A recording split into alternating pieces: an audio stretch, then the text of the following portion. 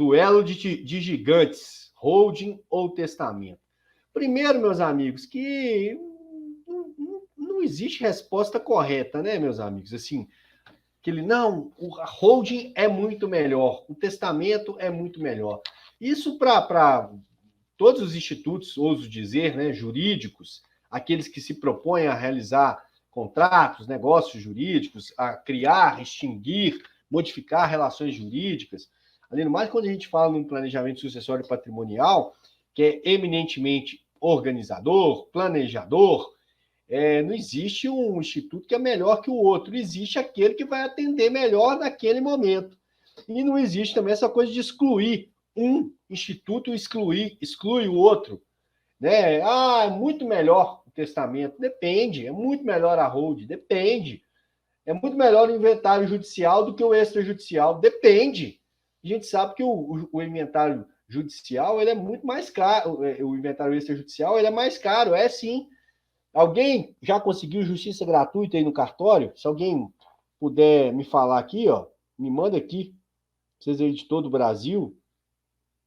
Tem todo... Ó, chegou mais gente. Chegou a Elisângela. Elisângela também é uma companheirona, viu? Tá sempre conversando. A gente tá sempre trocando aí umas ideias. A Celina, seja bem-vinda também, Celina. A Elisângela até me mandou recentemente a questão do inventário do testamento particular sendo invalidado. Eu vou até falar um pouquinho sobre isso também hoje. Mas, vamos lá. Continuando aqui. Inventário extrajudicial é melhor do que o judicial? Depende. Se a pessoa não tem condição de pagar as custas do inventário, melhor dizendo, né, as taxas e emolumentos cartorários, vai ter que pleitear uma justiça gratuita. Já existem decisões, inclusive, que pode fazer certas situações serem decididas ou resolvidas no inventário extrajudicial e outras no inventário judicial. Pode fazer os dois. Um não exclui o outro. Você pode fazer uma holding e fazer o testamento. Você pode fazer o testamento e mesmo assim você vai ter que levar esse testamento a submeter ele ao judiciário, já que ele não tem essa autoexecutoriedade. Então, pessoal, essa coisa do que é melhor e do que é pior vai depender do gosto do freguês. E é claro que a gente está falando esse freguês aí com o maior respeito, né? Que, afinal de contas, não é um simples freguês, nós estamos falando de direitos, nós estamos falando de muitas vezes, direitos de uma vida toda de trabalho, né? E a gente sempre repete essa frase, de nada adianta você ficar a vida toda trabalhando para conquistar o patrimônio, sendo que você depois, né, no caso de um falecimento, no caso de uma sucessão empresarial, colocar em risco esse patrimônio. Essa é a grande pegada, bem-vinda, Marli, essa é a grande pegada do planejamento sucessório e patrimonial. Então, vou fazer o seguinte, vou falar uma vantagem de um, uma vantagem de outro, uma desvantagem de um, uma desvantagem de outro, tá? Vantagem da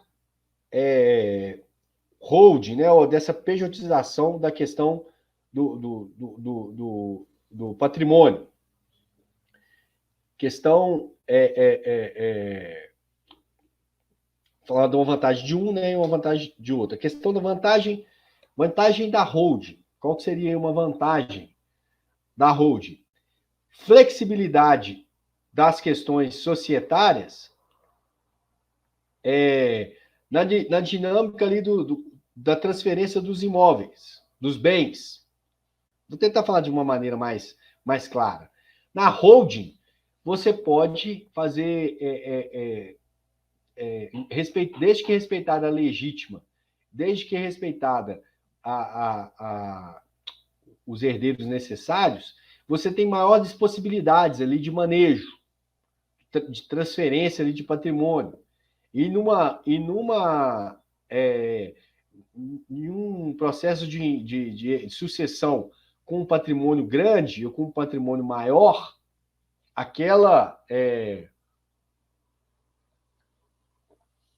esse manejo societário pode ser benéfico, ok? Vantagem da holding.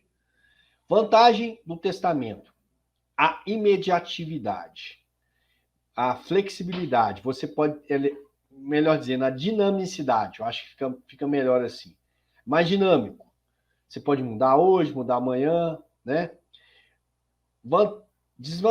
Vantagens e desvantagens também da holding.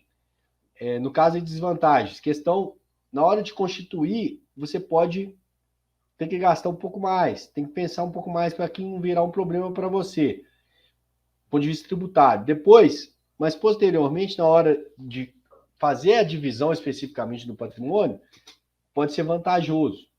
No caso do testamento, você vai deixar para depois as pessoas resolverem a questão tributária. Depois que vai ter que ter recolhimento de TCD, né? Depois que vai ter que ter recolhimento dos tributos. Na holding, você pode ter uma maior previsibilidade no que tange a não só desses gastos, mas como vai pagar. Porque acontece também, às vezes a pessoa recebe o bem via testamento e ela não tem o dinheiro ali para otimizar aquele testamento. Afinal de contas, se for transmissão causa mortes, existe o ITCD, então você vai ter que pagar o tributo. Aí, às vezes, né, pode ser irônico, mas às vezes a pessoa está ali recebendo um patrimônio, só que para receber aquele patrimônio, ela vai ter que pagar ali um tributo para regularizar esse patrimônio. E às vezes ela não tem essa condição. Na holding, dá para você prever melhor isso, os custos, os gastos. Pode ser que esses custos e esses gastos sejam até maiores em certos casos, mas é mais previsível. Já no testamento, por mais que você saiba, às vezes, olha, no futuro, né, o imposto, por exemplo, é 5%. Mas e aí, aquela pessoa que recebeu o testamento naquele momento vai ter aquele dinheiro? Ela vai ter caixa, vai ter liquidez. Um dos grandes problemas do processo sucessório é esse, a liquidez. Né? Então, enfim, em linhas gerais, são essas as colocações que eu queria fazer.